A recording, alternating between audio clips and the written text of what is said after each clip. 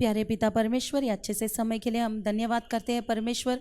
जो भी लोग आपके सम्मुख में आए हैं, सारे लोगों के हृदयों में परमेश्वर आपके शास्त्र के इस वचनों को परमेश्वर आप लिख कर रखिए, ताकि परमेश्वर वो वचन बोलकर परमेश्वर आपसे वो प्रार्थना कर सके और उसके अनुसार वो चल सके। ऐसा आपने की है, इसके लिए धन्यवाद करते हैं। यीशु मसीह के नाम से मांगते हैं पिता, आमीन। उत्पत्ति के किताब 21वां अध्याय।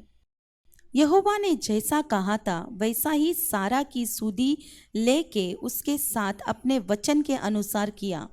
सारा अब्राम से गर्भवती हुई और उसके बुढ़ापे में उसी नियुक्त समय पर जो परमेश्वर ने उससे ठहराया था एक पुत्र उत्पन्न हुआ। अब्राम ने अपने उस पुत्र का नाम जो सारा से उत्पन्न हुआ था इसहाक रखा। और जब उसका पुत्र इसहाक 8 दिन का हुआ तब उसने परमेश्वर की आज्ञा के अनुसार उसका खतना किया। जब अब्राम का पुत्र इसहाक उत्पन्न हुआ तब अब्राहम 100 वर्ष का था। और सारा ने कहा, परमेश्वर ने मुझे प्रफुल्लित किया है, इसलिए सब सुनने वाले भी मेरे साथ प्रफुल्लित होंगे। फिर उसने यह भी कहा, क्या कोई कभी अब्राम से कह सकता था कि सारा लड़कों को दूध पिलाएगी? पर देखो, मुझसे उसके बुढ़ापे में एक पुत्र उत्पन्न हुआ। वह लड़का बड़ा और उसका दूध छुड़ाया गया।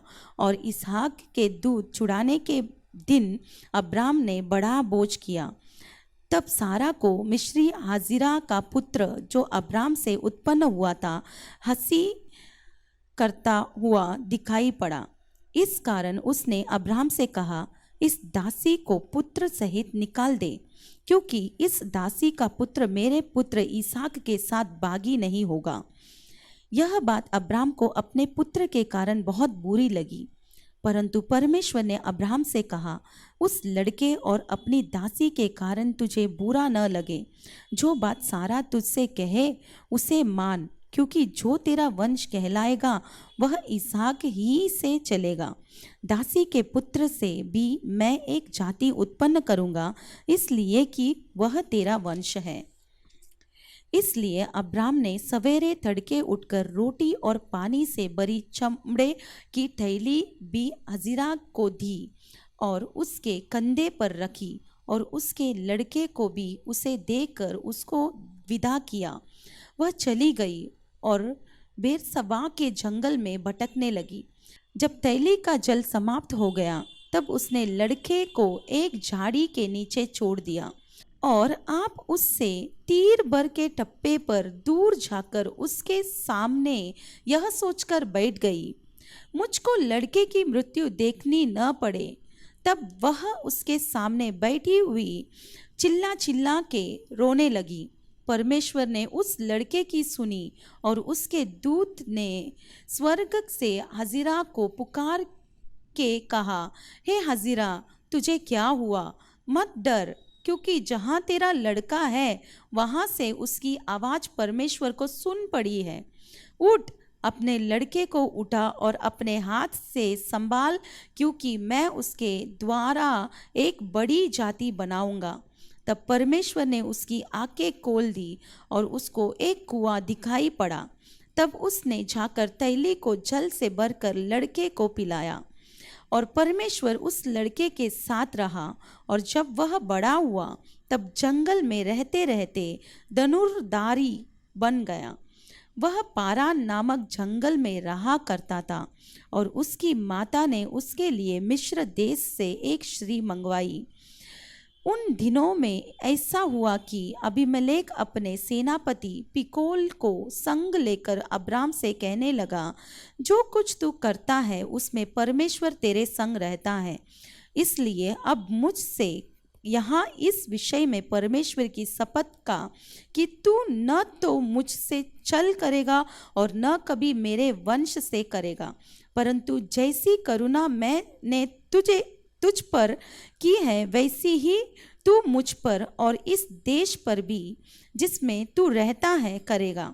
अब्राम ने कहा, मैं शपथ खाऊंगा। तब अब्राम ने अबीमेलेक को एक कुएं के विषय में जो अबीमेलेक के दासों ने बलपूर्वक ले लिया था उल्हाना दिया। तब अबीमेलेक ने कहा, मैं नहीं जानता कि किसने यह काम दिया, और तूने भी मुझे नहीं बताया, और न मैंने आवाज से पहले इसके विषय में कुछ सुना। तब अब्राम ने भेड़ बकरी और गाय बैल अबीमेलेक को दिए, और उन दोनों ने आपस में वाचा बांधी। अब्राम ने भेड़ की 7 बच्ची अलग कर रखी। तब अबीमेलेक ने अब्राम से पूछा, इन 7 बच्चियों का जो तूने अलग कर रखी है क्या प्रयोजन है? उसने कहा, तू इन 7 बच्चियों को इस बात की साक्षी जानकर मेरे हाथ से ले कि मैंने यह कुआं खोदा है। उन दोनों ने जो उस स्थान में वापस में शपथ खाई, इसी कारण उसका नाम बेरसबा पड़ी।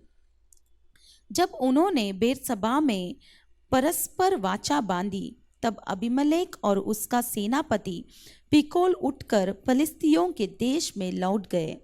फिर अब्राम ने बेरसबा में जाऊ का एक वृक्ष लगाया और वहां यहोवा से, जो सनातन ईश्वर है, प्रार्थना की। अब्राहम फलिस्तियों के देश में बहुत दिनों तक परदेशी होकर रहा। मत्ती की किताब 10वां अध्याय। फिर उसने अपने 12 चेलों को पास बुलाकर उन्हें अशुद्ध आत्माओं पर अधिकार दिया कि उन्हें निकाले और सब प्रकार की बीमारियों और सब प्रकार की दुर्बलताओं को दूर करे। इन 12 प्रेरितों के नाम ये है, पहला सिमोन जो पतरस कहलाता है, और उसका भाई अंद्रियास, जबूदी का पुत्र याकूब और उसका भाई यूहन्ना, फिलिप्पुस और बरतुल्मै, तोमा और महसूल लेने वाले मत्ती, हल्फई का पुत्र याकूब और तदै, सिमोन कनानी और यहूदा इस्करियोती जिसने उसे पकड़वा भी दिया।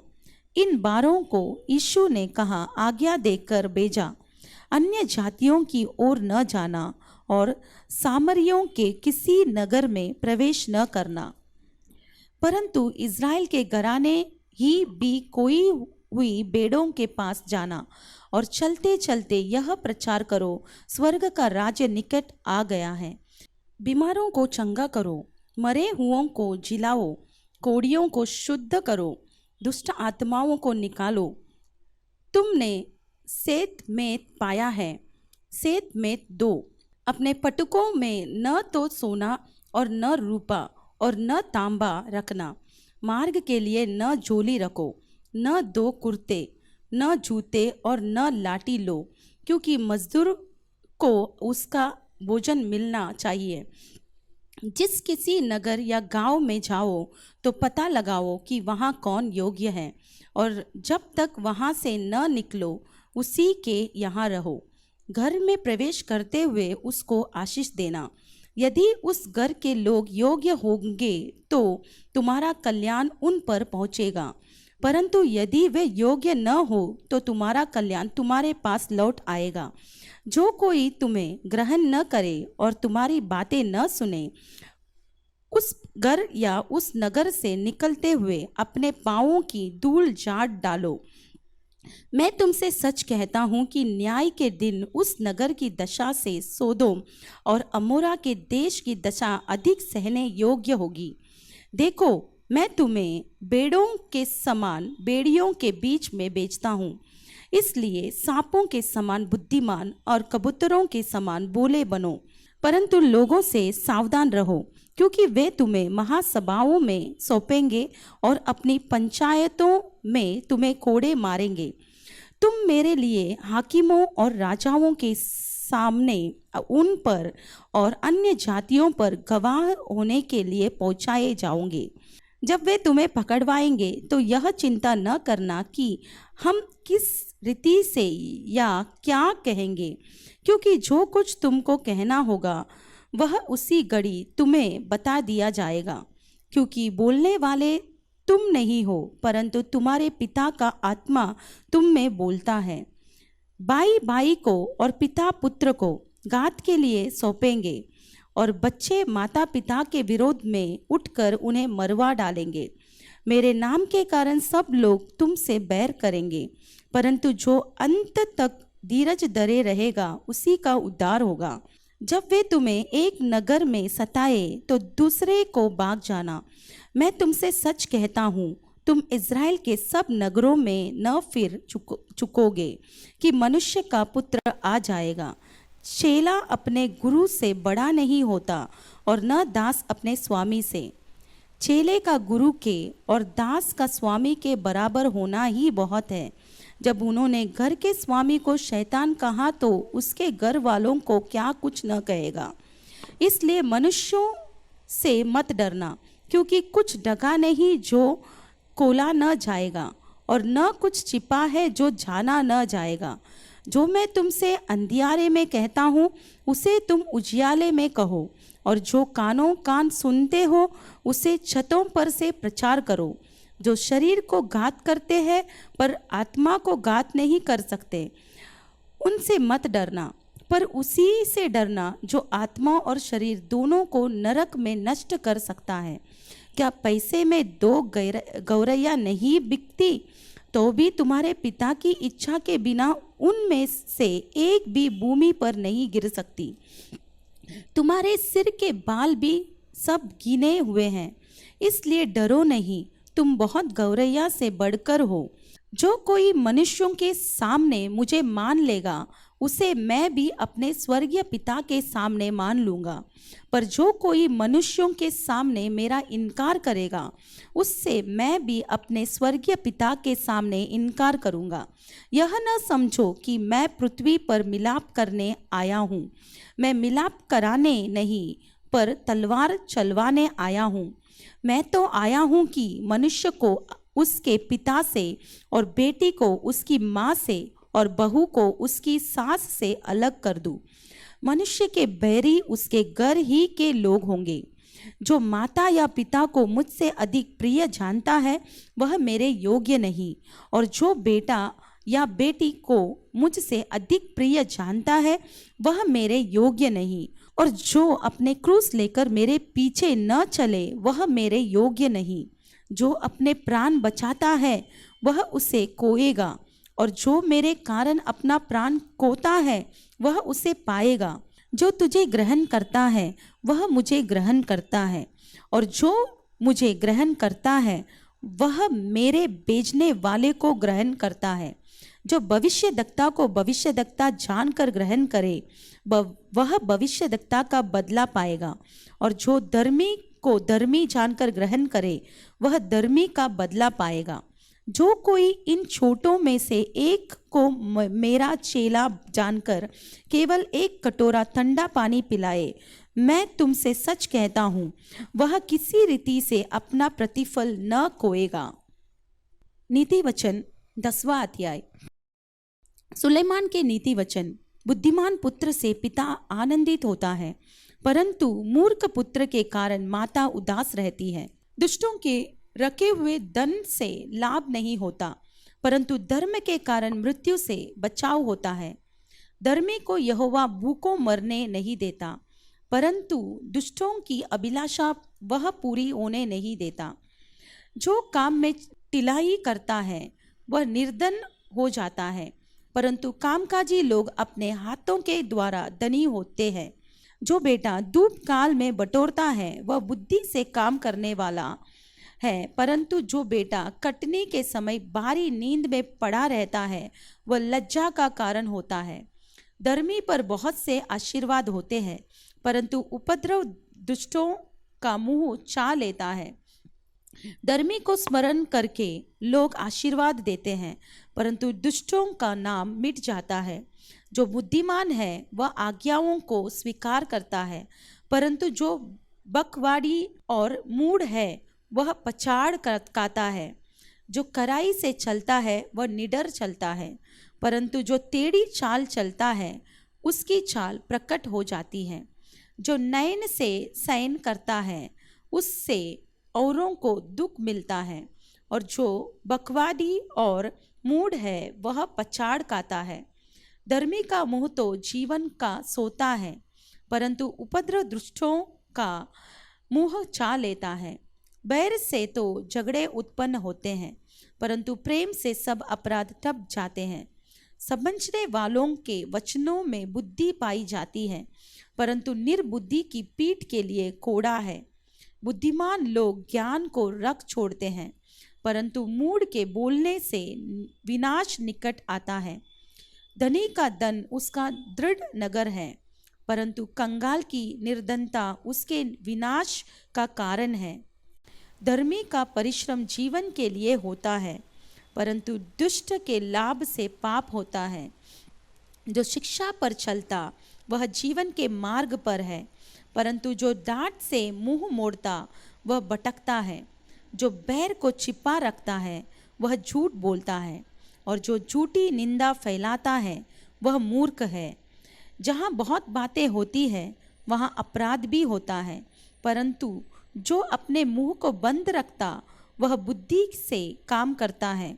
धर्मी के वचन तो उत्तम चांदी है, परंतु दुष्टों का मन बहुत हल्का होता है।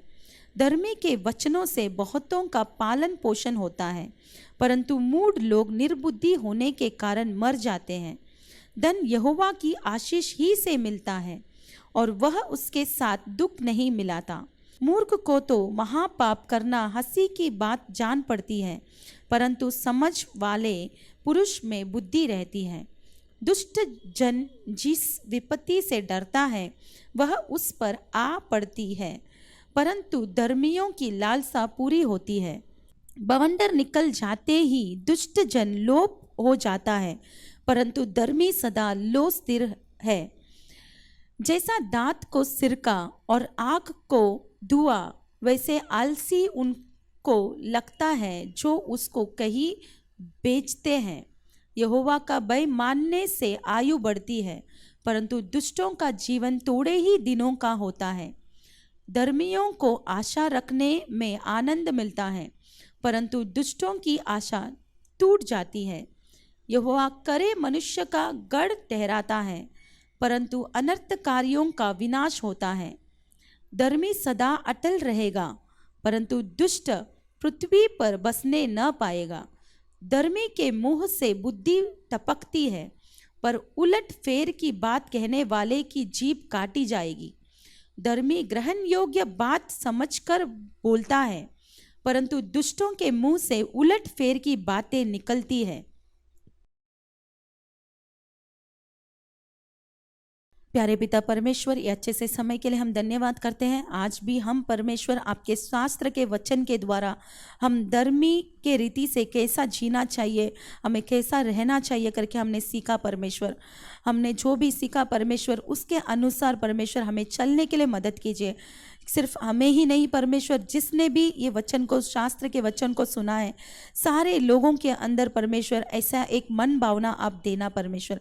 ऐसा आपने की है, इसके लिए धन्यवाद करते हैं। यीशु मसीह के नाम से मांगते हैं पिता, आमीन।